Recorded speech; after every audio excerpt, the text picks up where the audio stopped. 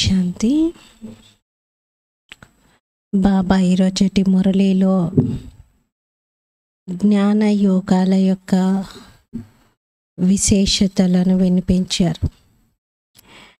జ్ఞానం ఎవరికి అవసరం, జ్ఞానం ఎలా తీసుకుంటున్నారు మీరు, యోగానికి ఏం కావాలి, యోగం అంటే ఏంటి.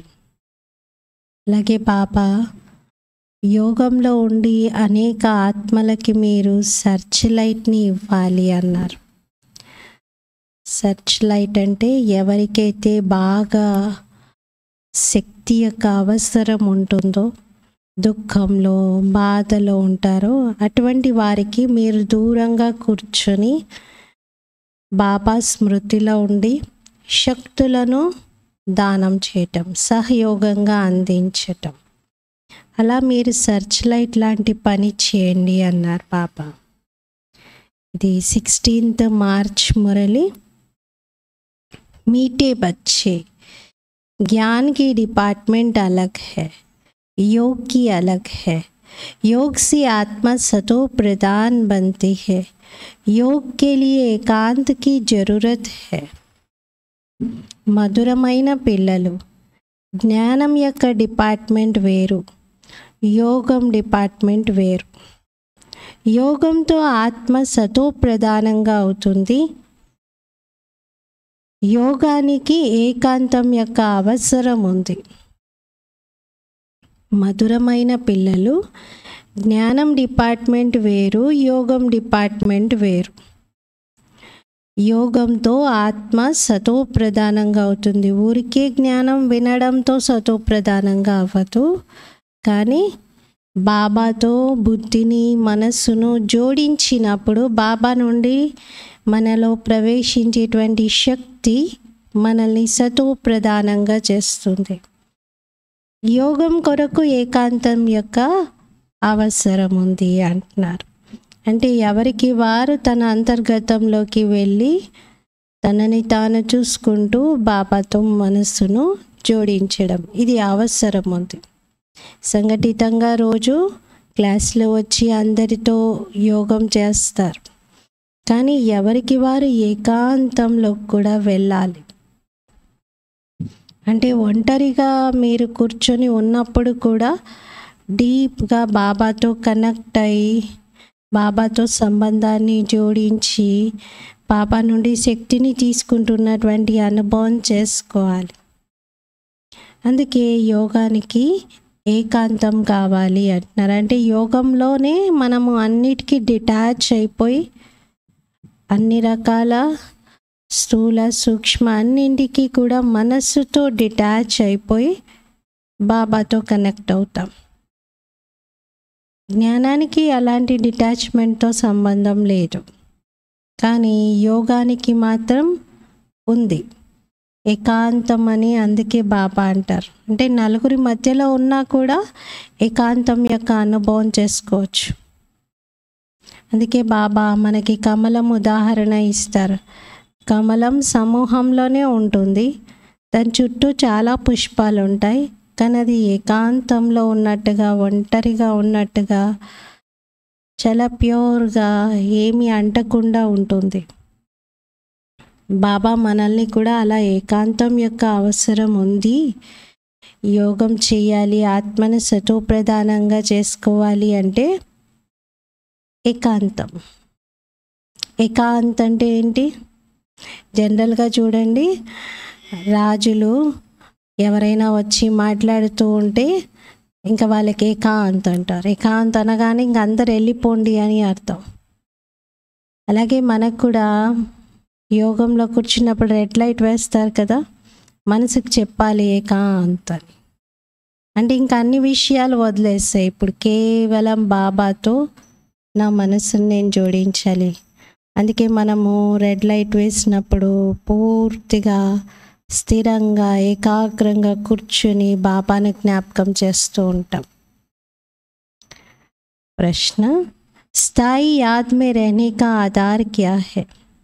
స్థిరంగా బాబా స్మృతిలో ఉండడానికి ఆధారం ఏమిటి? బాబా స్మృతిలో స్థిరంగా ఉండాలంటే ఏం చేయాలి? మనస్సు బుద్ధిని ఏకాగ్రం చేయాలి. బాబా ఏం చెప్తున్నారంటే జవాబు, తుమారే పాస్ జో కుచ్ భీ హై ఉసే భూల్ జాओ. మీ దగ్గర ఏదైతే ఉందో దానిని మర్చిపోండి. శరీరం కూడా గుర్తు రాకూడదు. అంతా ఈశ్వరీయ సేవలో పెట్టండి. ఇందులోనే శ్రమ ఉంది. ఇస్ కుర్బానీ సే యాద్ స్థాయి రహ సక్తి హై. ఈ విధంగా బలిహారం చేయడంతో స్మృతి స్థిరంగా ఉంటుంది. బాబా కూడా కరెంటుని ఇస్తారు. కరెంట్ సే హీ ఆయు బఢ్తీ హై. కరెంటుతోనే ఆయుష్ పెరుగుతుంది. ఆత్మ ఎవర్ హెల్దీ బన్ సక్తి హై. ఆత్మ సదా నిరోగిగా కాగలుగుతుంది. స్థిరంగా బాబా స్మృతిలో ఉండాలి అంటే దానికి ఆధారము మన దగ్గర ఏదైతే ఉందో దాన్నంతా మరిచిపోవాలి. శరీరం కూడా మనకి గుర్తు రాకూడదు అంటున్నారు బాబా. ఓం శాంతి. అబర్ యోగ్ और జ్ఞాన్ దో చీజే హై. ఇప్పుడు జ్ఞానం, యోగం ఇవి రెండు వస్తువులు అంటున్నారు. బాబా వద్ద చాలా పెద్ద ఖజానా ఉంది. ఆ ఖజానాను బాబా పిల్లలకి ఇస్తూ ఉన్నారు. ఏం ఖజానా అది? దేని ఖజానా అంటారు? 4 సబ్జెక్ట్స్లో ఖజానా అని దేన్ని అంటారు? జ్ఞానం కదా. యోగం ఖజానా, ధారణ ఖజానా, సేవా ఖజానా ఇలా అన్నారు. జ్ఞానమే ఖజానా. మరి పిల్లలందరికీ బాబా తన దగ్గరున్న ఖజానాను ఇస్తున్నారు. ఇవ్వడంతో పిల్లలు ఏం చేయాలి? ఇన్ రిటర్న్ బాబా నాకు ఎంత ఇచ్చారు అని బాబాని జ్ఞాపకం చేయాలి. జ్ఞాపకం చేస్తే కరెంటు లభిస్తుంది. కరెంట్ అంటే మీకు ఎనర్జీ లభిస్తుంది. ఎందుకంటే స్మృతితో స్మృతి కలుస్తుంది. మీరు బాబాని జ్ఞాపకం చేస్తే బాబా జ్ఞాపకం మీకు చేరుతుంది. ఇదొక నియమం ఉంది. ఎందుకంటే ముఖ్యమైనది బాబా యొక్క స్మృతి. ऐसे नहीं कि ज्ञान बहुत है इसका मतलब याद करते हैं नहीं. జ్ఞానం బాబా ఇంతగా ఇచ్చారు కదా, జ్ఞానం ఇచ్చారు కాబట్టి అంత జ్ఞాపకం చేయగలుగుతున్నారు అని అంటారా? కాదు. జ్ఞానం డిపార్ట్మెంట్ వేరు, యోగం యొక్క సబ్జెక్ట్ కూడా వేరు అంటున్నారు. జ్ఞాన్కి ఉస్సే కమ్. మరి యోగం యొక్క సబ్జెక్టుతో పోలిస్తే జ్ఞానానికి దానికన్నా కొంచెం తక్కువ అంటున్నారు. జ్ఞానం సబ్జెక్ట్ కొంచెం తక్కువే. योग से आत्मा सतो प्रधान बन जाती है. యోగంతో ఆత్మ సతో ప్రధానంగా అవుతుంది. క్యూంకి బహుత్ యాద్ కర్తే హై. ఎందుకంటే బాబాని చాలా జ్ఞాపకం చేస్తూ ఉంటారు. యాద్ కే బిగర్ సతో ప్రధాన్ బన్నా అసంభవ్ హై. బాబా స్మృతి లేకుండా సతో ప్రధానంగా అవ్వటం అసంభవం అంటున్నారు. బచ్చే హీ సారా దిన్ బాప్ కి యాద్ నహీ करते तो बाप ही याद नहीं करेंगे. పిల్లలు కూడా రోజంతలో తండ్రిని జ్ఞాపకం చేయకపోతే తండ్రి కూడా జ్ఞాపకం చేయరు. మరి పిల్లలు మంచి రీతిగా బాబాని జ్ఞాపకం చేస్తేనే బాబా కూడా పిల్లల్ని జ్ఞాపకం చేస్తారు.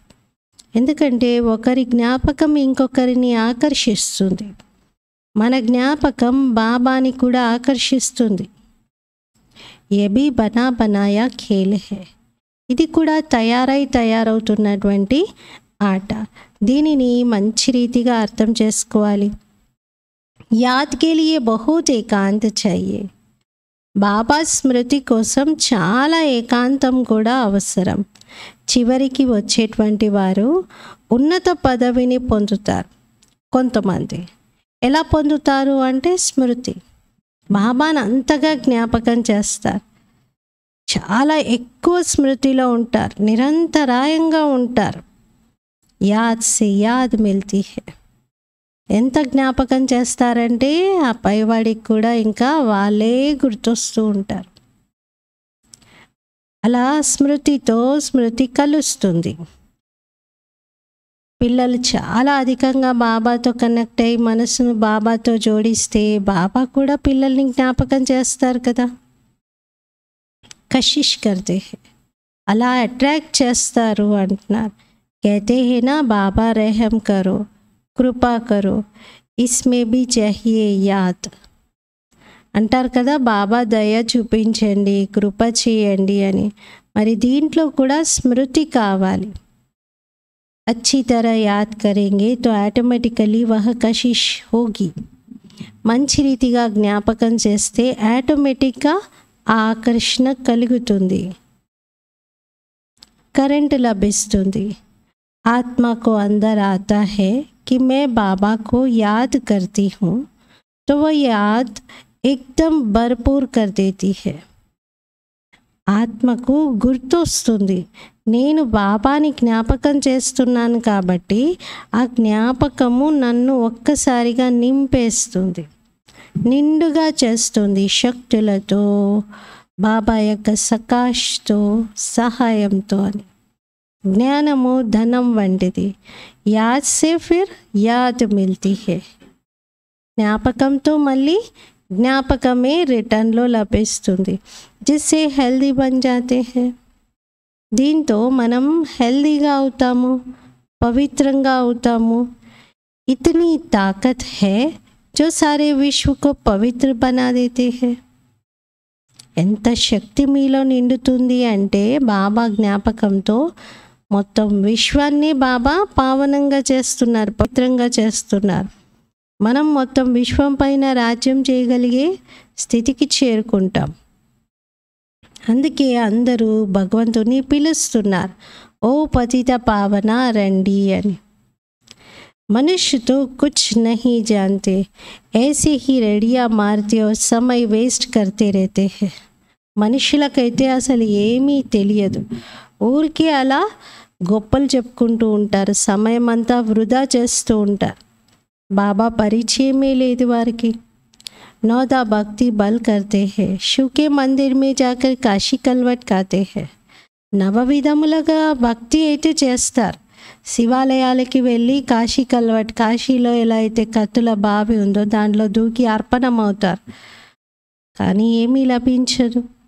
అయినా వికర్మలైతే మళ్ళీ కొత్తగా జన్మలో చేస్తూనే ఉంటారు కదా. అప్పటి వరకు వికర్మలు ఒకవేళ వినాశనం అయ్యాయి అనుకుందాం, కానీ నెక్స్ట్ జన్మలో మళ్ళీ కొత్త వికర్మలు అయితే చేస్తారు కదా. కాశీలో ఖడ్గం పైన దూకడంతో మోక్షమేమీ పొందరు కదా. వారు అనుకుంటారు శివశంకరులు ఒక్కరే అని. ఇది కూడా అజ్ఞానమే అంటున్నారు. ఇక్కడ బాబా పదే పదే చెప్తూ ఉన్నారు, మన్ మనాభవ, మీరు నా స్మృతిలో ఉండండి, మీరు పవిత్రంగా అవుతారు, మీరు మృత్యు పైన విజయాన్ని పొందుతారు. ఎంతెంత మీరు ఇందులో ప్రయత్నం పురుషార్థం చేస్తారో అంతగా మాయ విఘ్నాలు ఇంకా ఎక్కువ వేస్తూ ఉంటుంది. అంటే విఘ్నాలు ఎక్కువ అవుతున్నాయి అంటే మన లెవెల్ కూడా పెరుగుతుంది అని అర్థం. రోజు రోజుకి పిల్లలకు తరగతులు మారుతూ ఉంటే పరీక్షా విధానాలు పెరుగుతూ ఉంటాయి కదా. చాలా లో స్టాండర్డ్లో ఉన్నప్పుడు పరీక్షలు వేరుగా ఉంటాయి, మన స్టాండర్డ్ హైగా అయినప్పుడు పరీక్షలు వేరుగా ఉంటాయి. మరి అలాగే చాలా ఎక్కువ సమస్యలు వస్తున్నాయి, విఘ్నాలు ఎక్కువ వస్తున్నాయంటే లోపల అర్థం చేసుకోండి, నాది స్టాండర్డ్ పెరిగింది, ఇప్పుడు నేను ఇంత పెద్ద విఘ్నాలను ఎదుర్కొనే స్థితికి చేరుకున్నాను, అందుకే ఇది నా ముందుకు వచ్చింది, నా స్థితి చాలా అప్గ్రేడ్ అవుతుంది అనుకోవాలి. ఎందుకంటే మన పురుషార్థం పెరుగుతూ ఉంటే మాయ కూడా అంతే లెవెల్లో పరీక్షిస్తూ ఉంటుంది. బాబాని జ్ఞాపకం చేస్తూ మాయను మనం వదిలిపెడతాము అని మాయ కూడా నన్ను వదిలిపెడతారా, ఇంతకాలం నేను మీ తోడు ఉండి మీ పైన రాజ్యం చేశాను, ఇప్పుడు నన్ను వదిలేస్తారా అని మాయ కూడా రకరకాలుగా పరీక్షిస్తూ ఉంటుంది, పరీక్షలు పెడుతుంది, విఘ్నాలు వేస్తూ ఉంటుంది. क्योंकि जब तुम मेरे बनते हो तो सब कुछ छोड़ना पड़े. ఎందుకంటే మనం శివబాబా పిల్లలుగా అవ్వడంతో అన్నీ వదిలిపెట్టాల్సి ఉంటుంది. అన్నీ అంటే అందులో మన శరీరము, అభిమానము, వికారాలు అన్నీ వచ్చేస్తాయి. మరి వికారాలను వదిలిపెడితే మాయను వదిలేసినట్టే కదా. అందుకని మాయ విఘ్నాలు వేస్తూ ఉంటుంది, అడ్డుకుంటూ ఉంటుంది, బాబాని జ్ఞాపకం చేయనీయకుండా చేస్తుంది. మిత్రులు, సంబంధికులు, ధనము ఇటువంటివి ఏవి కూడా బాబా స్మృతిలో గుర్తు రాకూడదు. ఒక కథ ఉంది కదా, అన్నీ వదిలిపెట్టేశాడంట, కానీ చేతిలో కర్ర మాత్రం పట్టుకొని నడుస్తున్నాడంట. అంటే దారిలో నడవడానికి ఏదైనా ఆటంకం వచ్చినా ఒక కర్ర అయితే ఉండాలి కదా సహాయము అని. అన్నీ వదిలేసిన వ్యక్తికి మొత్తం ప్రపంచాన్నే వదిలేసి ఇల్లు వదిలేసి వెళ్తున్నావు, ఆ కర్ర ఎందుకు అని కామెంట్ చేశారంట. అంటే అన్నీ వదిలిపెట్టి మళ్ళీ ఏదో ఒక్క ఆధారం అయితే పట్టుకున్నారు కదా, ఏదో ఒక్క దాని సహాయం అయితే తీసుకున్నట్లే కదా, మళ్ళీ మీకు అది గుర్తొస్తుంది కదా, అది అక్కడిక్కడికి వెళ్ళిపోతే దాని స్మృతిలోనే ఉంటారు కదా అని అలా ఆ కథలో చెప్తారు. ఇక్కడైతే బాబా అన్నిటినీ వదిలిపెట్టండి అంటున్నారు, అన్నిటికీ అతీతంగా అవ్వాలి. परंतु ये कभी नहीं कहते कि शरीर को भी याद नहीं करो.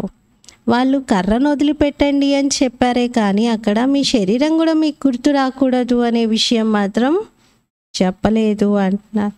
బాబా చెప్తున్నారు మనకి ఇంకా డీప్గా, పిల్లలు ఈ కర్ర పట్టుకోవడము ఇది కూడా కాదు, అసలు శరీర అభిమానం కూడా వదిలిపెట్టేసేయాలి.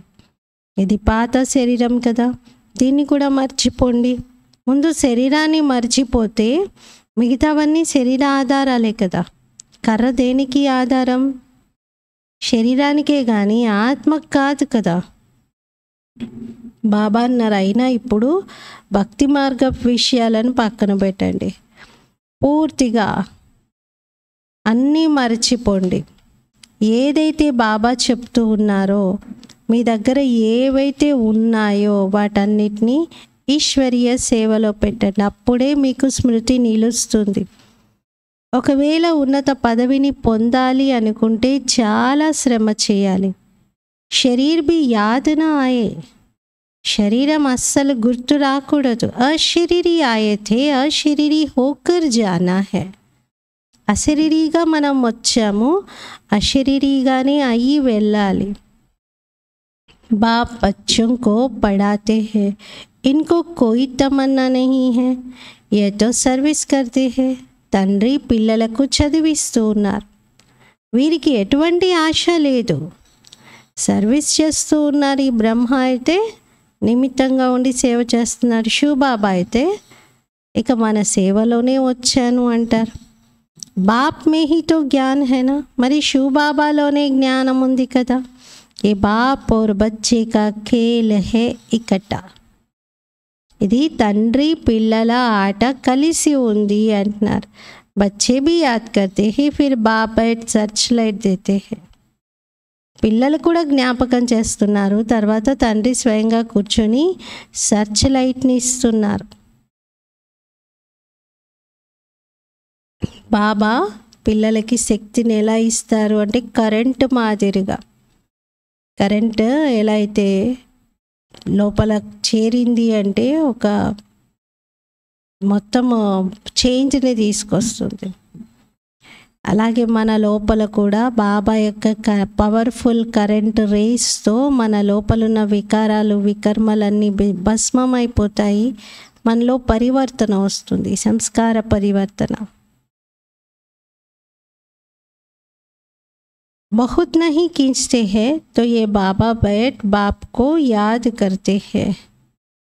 చాలామంది పిల్లలు శివబాబా నుండి ఎనర్జీని తీసుకోలేకపోతారు, అంటే డైరెక్ట్గా శివబాబా నుండి ఆకర్షించలేరు. అందుకని బాబా అన్నారు, మనము యోగం బాగా చేయగలిగిన వారిని వేరే వారికి శక్తిని అందిస్తూ ఉండాలి, సర్చ్ లైట్ యొక్క పని చేయాలి అంటున్నారు. कोई समय किसको करंट देनी होती है तो नींद फिट जाती है. ఏదైనా సమయంలో ఎవరికైనా కరెంటుని ఇవ్వాలి అని అనుకున్నప్పుడు బాబాకి అసలు బ్రహ్మబాబాకి నిద్ర పట్టదంట. ఎప్పుడైతే విశ్వకిషోర్ దాదా ఆపరేషన్ నిమిత్తం ముంబై వెళ్ళారో సర్జరీ అయిన తర్వాత పోస్ట్ సర్జరీ చాలా పెయిన్ఫుల్గా ఉండే అన్నయ్యకి. అప్పుడు రాత్రంతా బ్రహ్మ బాబా కూర్చొని సర్చ్ లైట్ ఇస్తూ వచ్చారు. అంటే చాలా యోగం చేస్తూ ఆ అన్నయ్యకి యోగ సహయోగం ఇచ్చారు. దాంతో మరుసటి రోజు చాలా హాయిగా నిద్రపోయాను నేను, రాత్రి కొంత బాగుంది అని చెప్పారంట. అంటే అక్కడ ఆయనకు తెలీదు, మరి మధుబన్లో కూర్చొని బాబా రాత్రంతా నిద్రపోకుండా యోగం చేస్తూ శక్తిని ఇచ్చారనే విషయం ఆయనకు తెలీదు. కానీ ఆ రోజు ఆ అనుభవం ఆయన అలా చెప్పారంట. ఎంతో పెయిన్ఫుల్గా ఉన్నటువంటి ఆ పోస్ట్ సర్జరీ కాంప్లికేషన్స్ ఆ రోజు మాత్రం బాబా యోగదానం చేసిన రోజు చాలా తేలికగా ఏమీ ఇబ్బంది లేకుండా అనిపించింది అని బాబా అంటారు. మీరు అలా అనేక ఆత్మలకి సర్చ్ లైట్ ఇవ్వాలి, సహాయం చెయ్యాలి. పढ़ाई से आयु नहीं बढ़ेगी, करंट से आयु बढ़ती है. చదువుతో ఆయుష్ పెరగదు, కరెంటుతో ఆయుష్ పెరుగుతుంది. అంటే యోగంతో ఆయుష్ పెరుగుతుంది. సదా నిరోగిగా అవుతారు. ప్రపంచంలో ఎవరిదైనా ఒక 125-150 ఇయర్స్ ఉందనుకోండి, వాళ్ళని ఏమంటారు? చాలా హెల్తీగా ఉన్నారంటారు. భక్తి కూడా వాళ్ళు బాగా చేస్తూ ఉంటారు. భక్తిలో కూడా కొంచెం లాభం ఉంది, నష్టం అయితే లేదు. భక్తిలో ఎటువంటి నష్టం లేదు, లాభం అయితే ఉంది. ఎవరైతే భక్తి చెయ్యరో వారి మేనర్స్ కూడా సరిగ్గా ఉండదు. అసలు భక్తి చేయనటువంటి వారి మేనర్స్ కూడా సరిగా ఉండదు అంటున్నారు. భక్తిలో భగవంతుని పైన విశ్వాసం ఉంటుంది. వ్యాపారంలో అబద్ధాలు ఆడాలన్నా కూడా భక్తులు చాలా ఆలోచిస్తారు. అసలు అసత్యంగా మాట్లాడారు, పాపం చెయ్యరు, క్రోధం కూడా రాదు. భక్తులకు చాలా మహిమ ఉంది. మనుష్యుల్లో ఇది ఎవరికి తెలియట్లేదు, అసలు భక్తి ఎప్పుడు మొదలైంది అని. జ్ఞానం గురించి ఎవరికి తెలియట్లేదు. భక్తి కూడా పవర్ఫుల్గా ఉంటుంది. మరి జ్ఞానం యొక్క ప్రభావం కూడా బాగా పవర్ఫుల్లే అంటున్నారు. జ్ఞానం యొక్క ప్రభావం ఎప్పుడైతే ఏర్పడుతుందో ఇంకప్పుడు భక్తి పూర్తిగా సమాప్తమవుతుంది. భక్తి క్లాస్ పూర్తవుతుంది జ్ఞానం పొందిన తర్వాత. ఇవి సుఖ దుఃఖాలు. జ్ఞానము భక్తి యొక్క ఆట తయారయ్యింది అంటున్నారు. మనుషులు అంటారు సుఖ దుఃఖాలు రెండు భగవంతుడే ఇస్తున్నారు అని. అందుకే భగవంతుని సర్వవ్యాపి అంటారు. అంటే నన్ను దుఃఖపెట్టినటువంటి ఆ వ్యక్తిలో కూడా భగవంతుడు ఉన్నాడు, నాలో కూడా భగవంతుడు ఉన్నాడు. ఆ భగవంతుడు ఈ భగవంతుడికి దుఃఖం ఇచ్చాడు అని ఇలా, అంటే సుఖ దుఃఖాలన్నీ భగవంతుడే ఇస్తున్నాడు. అంతటా ఆయనే ఉన్నాడన్న తర్వాత ఇంక అన్నీ ఆయనే చేస్తున్నాడని అంటారు. అందుకే హిందీలో కూడా మారనే వాలా హే భగవాన్, బచానే వాలా హే భగవాన్ అని పాట ఉంది. చంపేది ఆయనే, రక్షించేది కాపాడేది కూడా ఆయనే అని అంటారు. కానీ అది రాంగ్. అసలు ఏ తల్లి తండ్రి అయినా తన పిల్లల్ని చంపుకుంటారా? చంపుతారా? చంపరు కదా. జన్మనిస్తారు, కానీ మృత్యు అయితే అది మన చేతిలో లేదు అని అనుకుంటారు. మరి అంటే అది డ్రామా అనుసారంగా వాళ్ళ పాత్రను బట్టి అది ఉంటుంది అంతిమం. సేమ్ అలాగే భగవంతుడు కూడా మన రచన చేస్తారు. డ్రామాలో మన పాత్ర అనుసారంగా మన యొక్క అంతిమాన్ని మనమే మన కర్మలతో నిర్ధారించుకుంటాం. సుఖ దుఃఖాలు వేరు అంటున్నారు. డ్రామాను తెలుసుకోని కారణంగా అసలేమీ అర్థం చేసుకోవటం లేదు. ఇంతమంది శరీరాలను విడిచిపెడుతూ ఉన్నారు. మరి మీకే తెలుసు వీళ్ళందరూ ఎక్కడికి వెళ్తున్నారు, ఏం చేస్తున్నారు అనేది. సత్యుగంలో మీరు పూర్తి ఆత్మాభిమానిగా ఉంటారు అని ఏమీ కాదు. అంటే కంప్లీట్గా ఆత్మజ్ఞానం ఏమీ అక్కడ ఉండదు. ఇక్కడ బాబా ఆత్మాభిమానిగా ఉండడం నేర్పిస్తూ ఉన్నారు. అక్కడ కేవలం నేను ఆత్మను అనే స్మృతి ఉంటుందంతే. స్వయాన్ని ఆత్మగా భావించి మీరు తండ్రిని జ్ఞాపకం చేయాలి, పవిత్రంగా అవ్వాలి. అక్కడైతే ఉన్నదే అది పవిత్రమైన సుఖధామం. సత్యుగంలో శిక్షణ అవసరం లేదు. మీరు ఆత్మాభిమానిగా అవ్వండి, స్వయాన్ని ఆత్మగా భావించండి అని అక్కడెవరు ట్రైనింగ్ ఇవ్వరు, అక్కడెవరు చెప్పరు. ఇక్కడే అవన్నీ అవసరం. సుఖంలో ఎవరు తండ్రిని జ్ఞాపకం చేయరు, భగవంతుని జ్ఞాపకం చేసేది దుఃఖంలో. చూడండి డ్రామా ఎంత వండర్ఫుల్గా ఉంది. ఈ డ్రామాను మీరందరూ నంబర్ వారీగా తెలుసుకున్నారు. ఏవైతే పాయింట్స్ రాస్తారో అవన్నీ ఉపన్యాసం ఇచ్చే సమయంలో రివైజ్ చేసుకోవాలి అంటున్నారు. డాక్టర్, వకీల్స్ కూడా ఒక నోట్బుక్ పెట్టుకుంటారు.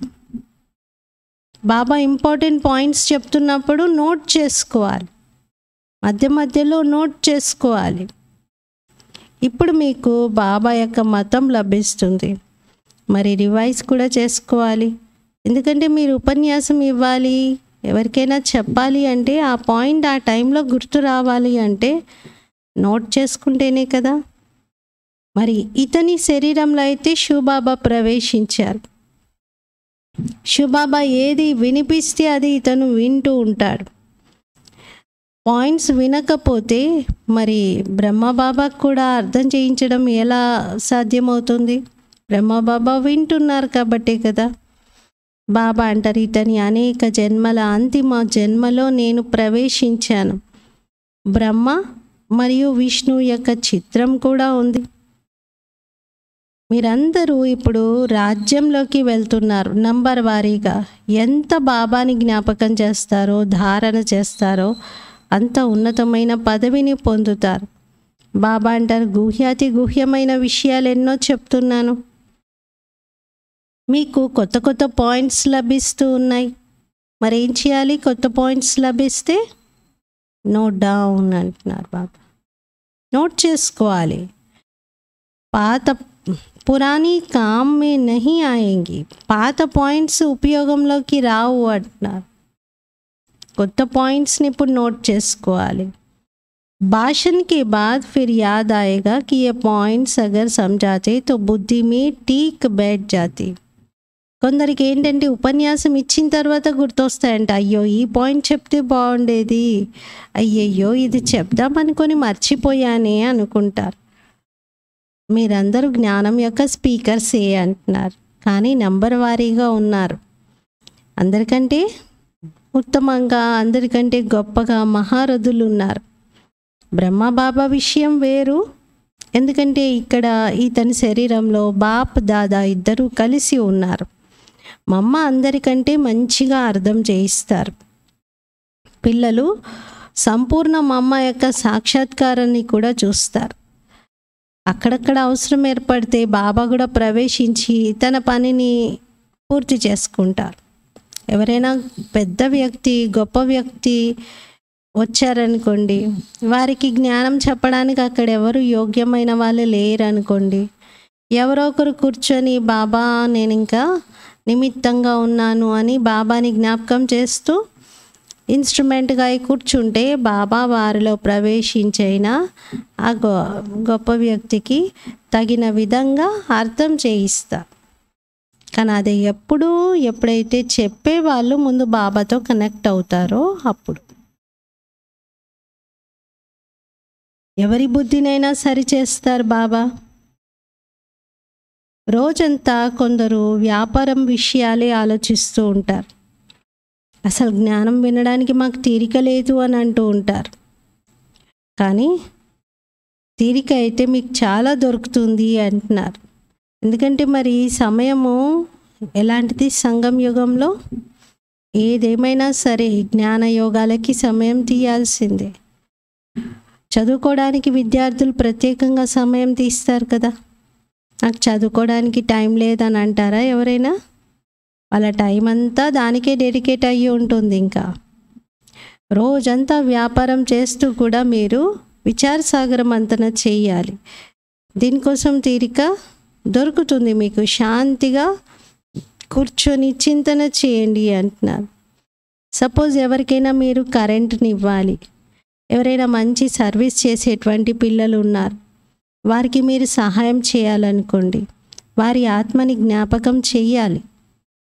శరీరాన్ని కూడా జ్ఞాపకం చేయాల్సి ఉంటుంది. ఎందుకంటే ఆత్మను జ్ఞాపకం చేస్తే వాళ్ళ యొక్క రూపం ఎలా కనబడుతుందో అది కూడా మనకి గుర్తొస్తుంది కదా. ఒక యుక్తిని బాబా రచిస్తారు. శరీరం గుర్తొస్తుంది ఎవరినైనా జ్ఞాపకం చేస్తే ఫస్ట్, కానీ మనమేమో ఆత్మను జ్ఞాపకం చేస్తూ ఉన్నాం. ఈ శరీరం లోపల ఉన్న ఆత్మ అని జ్ఞాపకం చేస్తాం. యుక్తి బాబా రచిస్తూ ఉన్నారు. సర్వీసేబుల్ పిల్లలు ఇబ్బందిలో ఉన్నప్పుడు వారికి సహాయం అందించడం జరుగుతుంది. మరి విశ్వకిషోర్ దాదా ఎంత యజ్ఞానికి మేనేజర్గా ఉంటూ బ్రహ్మ బాబాకు చాలా రైట్ హ్యాండ్గా మొట్టమొదట సమర్పితమైనటువంటి అన్నయ్య. మరి ఎంత బాగా ఎగ్జాంపుల్గా ఉంటూ చాలా యజ్ఞంలో ఎన్ని పెద్ద పెద్ద కార్యాలు తనే మొత్తం చూసుకునేటువంటి వారు. మన సంస్థకు సంబంధించిన విషయాలు, గవర్నమెంట్తో డీలింగ్స్ అన్నీ కూడా. మరి ఆ అన్నయ్య అలా అనారోగ్యంగా ఉండి ఆపరేషన్ నిమిత్తము వెళ్ళినప్పుడు బాబా కూడా ఆ ఆత్మకి అంతే సకాశిచ్చారు, యజ్ఞానికి ఎంత సేవ చేశారు అని చెప్పి. బాబా అలా ఆ సందర్భంలో ఎన్నోసార్లు గుర్తు చేయిస్తూ ఉండేవారు. పిల్లలు అనన్యమైనటువంటి వారు అలా ఆరోగ్యానికి అంటే ఏదైనా అనారోగ్యం చేసి ఆరోగ్యం విషయంలో ఏదైనా ట్రీట్మెంట్ తీసుకుంటూ ఉన్నప్పుడు మీరు సకాశిస్తూ ఉండాలి అని బాబా అందరికీ చెప్పేవారు. ऐसे नहीं सिर्फ एक जगह बैठ याद करना है. మరి సర్చ్ లైట్ని ఇవ్వాలి, ఒకచోట కూర్చొని జ్ఞాపకం చేయాలా అనేది కాదు. నడుస్తూ తిరుగుతూ భోజనం చేస్తూ కూడా శివబాబాని జ్ఞాపకం చేయాలి. ఇతరులకి మీరు కరెంటుని ఇవ్వాలి అంటే రాత్రంతా మేల్కోండి అంటున్నారు. పిల్లలకు అర్థం చేయిస్తారు బాబా. ఉదయమే మేల్కొని తండ్రిని జ్ఞాపకం చేయండి, అప్పుడు ఎంతో ఆకర్షణ కలుగుతుంది. బాబా కూడా లైట్ని ఇస్తారు. బాబాదైతే ఉన్నదే ఇదే బిజినెస్, ఇంకా లైట్ ఇవ్వడం, అందరికీ ప్రకాశాన్ని అందించడం. పిల్లలకి సర్చ్ లైట్ని ఇస్తారు. ఎప్పుడైతే సర్చ్ లైట్ని ఇవ్వాల్సి ఉంటుందో అప్పుడు మీరు బాబాని బాగా జ్ఞాపకం చేస్తారు. అప్పుడు బాబా కూడా ఇన్ రిటర్న్లో మీకు అంత శక్తిని ఇస్తూ ఉంటారు. దీంట్లో బాబా కృప చూపించండి, ఆశీర్వదించండి, బాబా దయ ఉంచండి, ఇలాంటి మాటలు రాకూడదు అంటున్నారు. మీరు అధికారి పిల్లలు, భికారి కాదు. కాబట్టి బాబా స్మృతిలో ఉండండి. మీరు ఎలాంటి పరిస్థితి ఉన్నా, శరీరానికి ఎంత ఇబ్బంది అవుతున్నా బాబాని జ్ఞాపకం చేయండి. అప్పుడు బాబా జ్ఞాపకాన్ని మీరు ఆకర్షించగలుగుతారు. బాబా మీకు శక్తిని ఇస్తూ ఉంటారు. సర్వీసేబుల్ పిల్లలు జబ్బు చేసినప్పుడు చాలా జాలేస్తుంది వారిపైన, చాలా బాబాకు ప్రేమ కలుగుతుంది. రాత్రంతా మేల్కొని కూడా వారి ఆత్మను జ్ఞాపకం చేస్తూ వారికి శక్తిని ఇస్తూ ఉంటారు. అలా శక్తినిచ్చే అవసరం ఉంది అంటున్నారు. జ్ఞాపకం చేస్తే దానికి రిటర్న్ కూడా లభిస్తుంది. బాబా ప్రేమ అయితే పిల్లలందరితో చాలా అధికంగా ఉంది.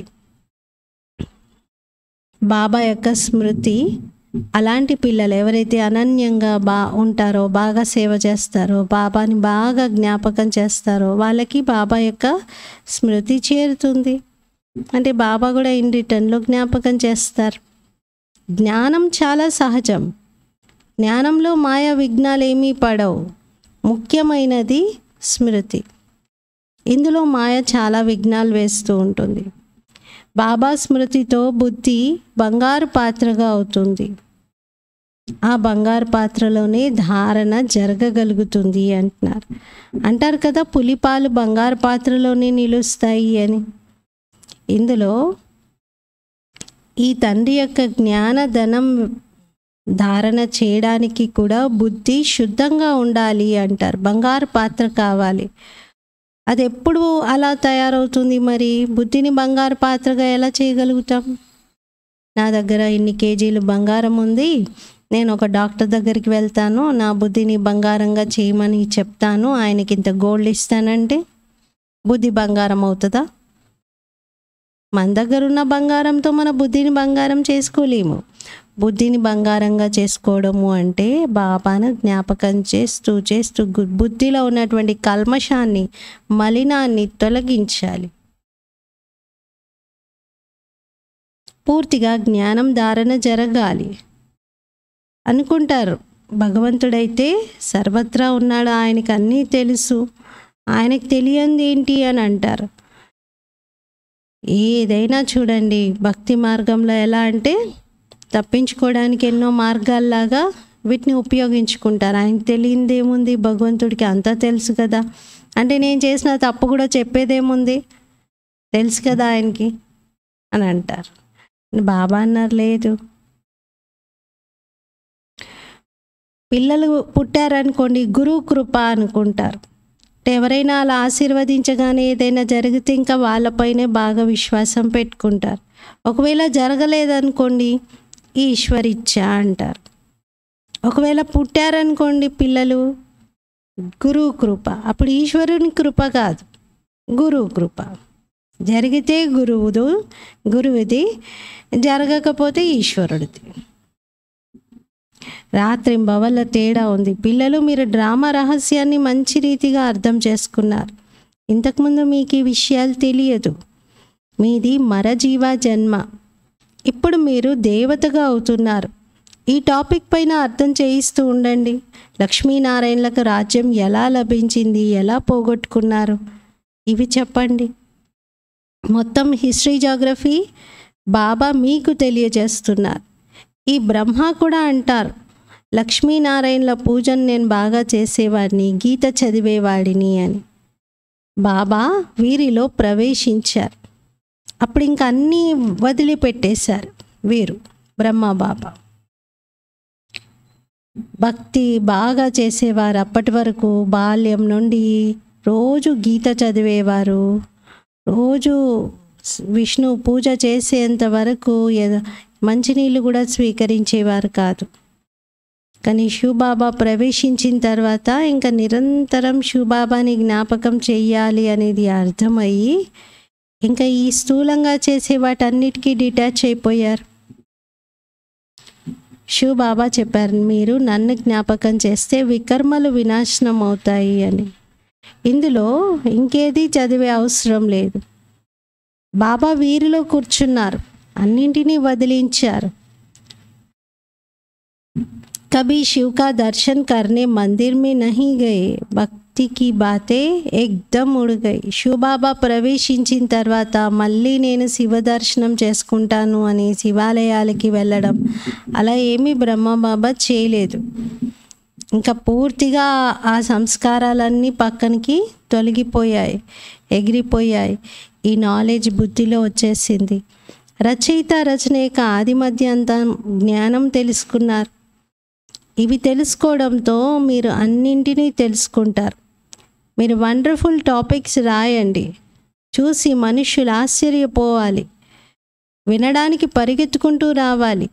మందిరాల్లో ఎవరినైనా మీరు అడగండి, లక్ష్మీనారాయణలు విశ్వానికి యజమానిగా ఉండేది, వారి రాజ్యంలో ఇంకే ధర్మం కూడా ఉండేది కాదు, మరి మొత్తం భారత ఖండం పైన వారు రాజ్యం చేశారు అని. మరి ఆ రాజ్యం ఎప్పుడు ఉండేది మీకు తెలుసా అని ఎక్కడైనా దాని గురించి రాశారా అని అడగండి. లక్షల సంవత్సరాలు ఉండేది సత్యుగం అని అంటారు. లక్షల సంవత్సరాల చరిత్రనే ఎగిరిపోతుందా? కనీసం సారూపంలో కూడా ఆ లక్షల సంవత్సరాల్లో ఎవరి రాజ్యం నడిచింది, ఎవరి డినైస్టీ అనేది కూడా చెప్పలేకపోయారు కదా. బాబా చెప్తున్నారు క్రీస్తు పూర్వం 3000 సంవత్సరాల క్రితం స్వర్గం ఉండేది అని అంటారు. మరి 3000 సంవత్సరాల క్రితమే స్వర్గం అంటే లక్షల సంవత్సరాలు ఎలా కరెక్ట్ అవుతుంది? ఏదైనా ఒకటే రైట్ ఉండాలి కదా. లక్షల సంవత్సరాల్లో అయితే లెక్కలేనన్ని, మరి ఇప్పటికీ మనుషులు ఇసుక పోస్తే కూడా రాలనంత అని అంటారు కదా, అలా అంత సంఖ్యలో మనుషులు పెరిగిపోవాలి. లక్షల సంవత్సరాలు ఒక్క యుగమే ఉంటే 4 యుగాలు కలిపి 5000 సంవత్సరాలు అని చెప్తేనే ఇంత జనాభా. ఈ జనాభాకు తినడానికి లేదు, ఎన్నో ఇబ్బందులు. మరి లక్షల సంవత్సరాలు కల్పం ఆయుష్ అవుతే, ఒక యుగంకే ఆయుష్ లక్షల సంవత్సరాలు ఉంటే ఎంత జనాభా అయ్యి ఉంటుంది మరి? ఇప్పుడు బాబా అంటున్నారు అందరూ రోగిగా అయిపోయారు. ఈ విషయాలన్నీ మంచి రీతిగా అర్థం చేసుకోవాలి. స్త్రీ పురుషులు ఒకరినొకరు జ్ఞాపకం చేసుకుంటూ ఉంటారు. ఆత్మ పరమాత్ముని జ్ఞాపకం చేస్తుంది. మరి ఇప్పుడు రోగిగా మారింది కాబట్టి బాబా నిరోగిగా కండి, నన్ను జ్ఞాపకం చేయండి అని చెప్తున్నారు. ఈ టాపిక్ కూడా మీరు పెట్టండి అంటున్నారు. ఇప్పుడు గడియ గడియ ఆత్మకి జబ్బు చేస్తుంది. మళ్ళీ బాబా అంటారు అలా జబ్బు చేసినప్పుడు సంజీవని మూలికను తీసుకోండి, ఇంకా మళ్ళీ ఎప్పుడు జబ్బు చేయదు. ఒకవేళ ఈ మందు మంచిగా పనికొస్తే ఇంకా ఎంతోమందికి ప్రచారం కూడా చేస్తారు కదా, ఈ మందు చాలా బాగా పనిచేస్తుంది అని. బాబా అంటారు ఇంకా మీరు ఈ మందును ఉపయోగిస్తే ఎప్పుడు మీకు జబ్బులు అంటూ రావు. కిత్నీ సస్తీ దవాయి హై. మరి ఈ మందు కాస్ట్ ఎంత కాస్ట్, ఎంత పెట్టి కొనుక్కోవాలి, ఎక్కడ కొనుక్కోవాలి అంటే బాబా అన్నారు ఇది చౌక, చాలా చౌకగా దొరికేది. 21 పీढ़ी సత్యుగ్ త్రేతా తక్ బీమార్ నై హోంగే. 21 తరాలు మీరు సత్య త్రేతాయుగాల వరకు మీకు ఇంకా జబ్బులే ఉండవు ఈ మందు తీసుకుంటే. ఏంటి ఈ మందు? బాబా స్మృతి.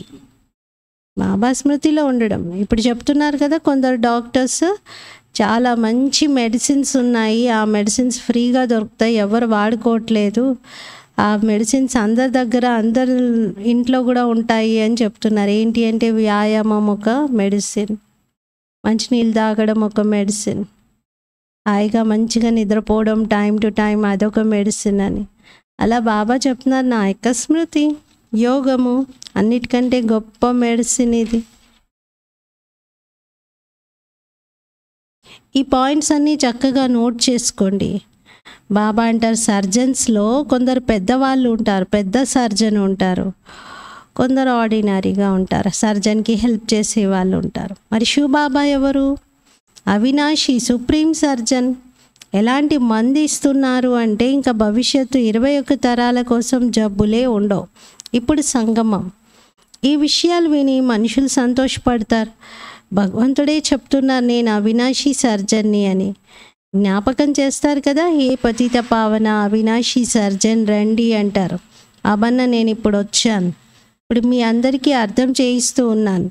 అంతిమంలో అందరు ఇక్కడికి వచ్చేస్తారు అర్థం చేసుకోవడానికి, జ్ఞానం వినడానికి.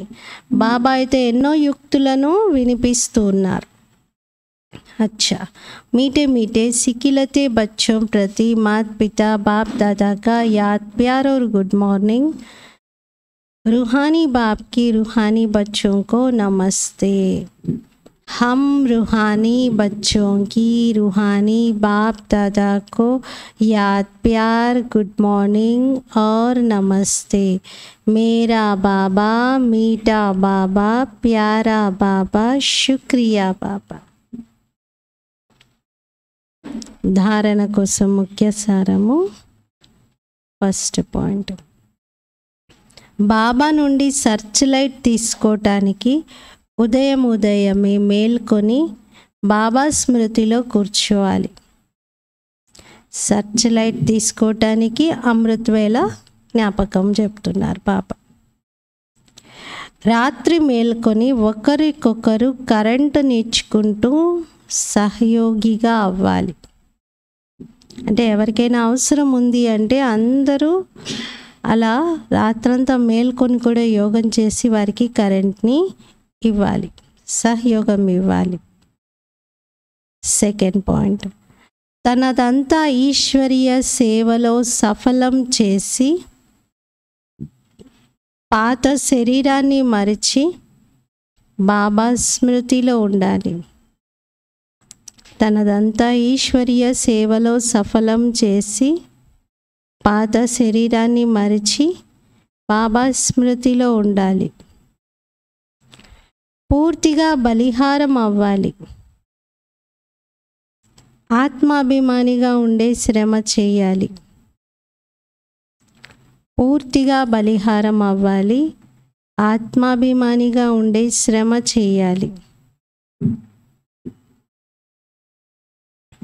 ఫస్ట్ పాయింట్లో బాబా సర్చ్ లైట్ ఇవ్వండి, రాత్రంతా మేల్కొనైనా కరెంటునిచ్చి హెల్ప్ చేయండి.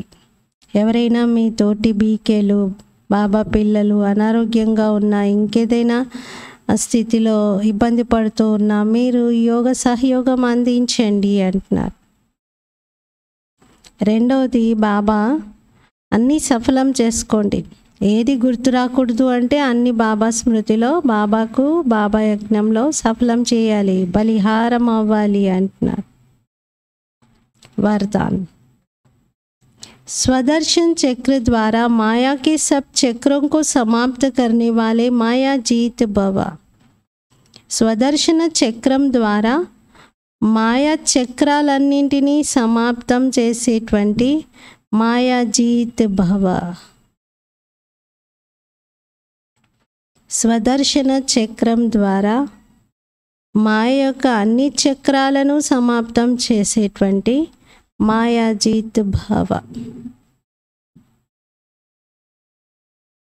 వివరణ.